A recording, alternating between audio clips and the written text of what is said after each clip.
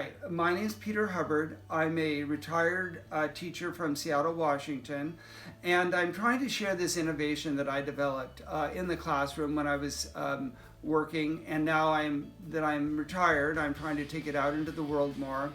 And it was something that I ended up calling Tetragami. I had always been, as a child and even as my adult working life, I had been into building, and I wanted something like that in my classroom. I felt like there was too much paper and pencil and computer stuff going on, and the kids needed to actually have 3D experiences. And so one day I kind of stumbled upon this idea for Tetragami.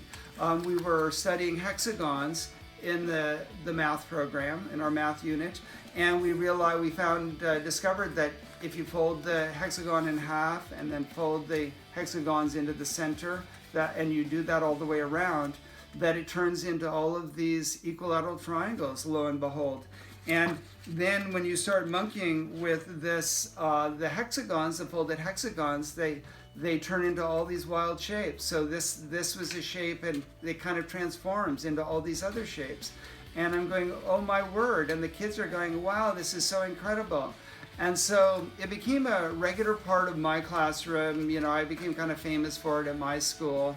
And the kids were all wanting to do it, and I ended up doing after-school clubs and sharing it with the whole school.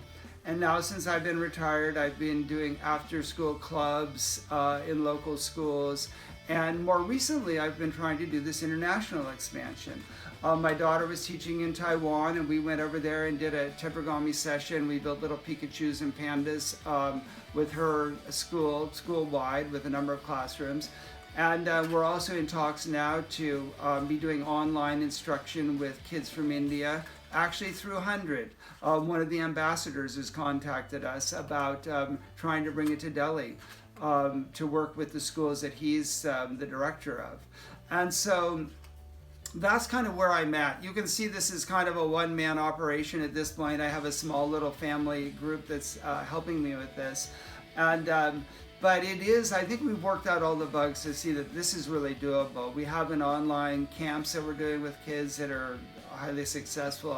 You can see some of the testimonials from parents and kids, how they like it. It really is possible to teach Tetragami online, which I was a little bit dubious about whether that could be done. But we're confident that it can be done. It's definitely something that kids love. Parents get it, that it's valuable. Teachers, it's manageable for teachers to have a Tetragami design center in their classroom. And it's not meant to be the be-all and end-all of the curriculum. It's meant to be like an enrichment adjunct, a designing component to the classroom. And then it can also be, kids can provide, it can be a student leadership thing where kids run the clubs themselves and they learn more the ins and outs of it, which perhaps the teachers don't have time for.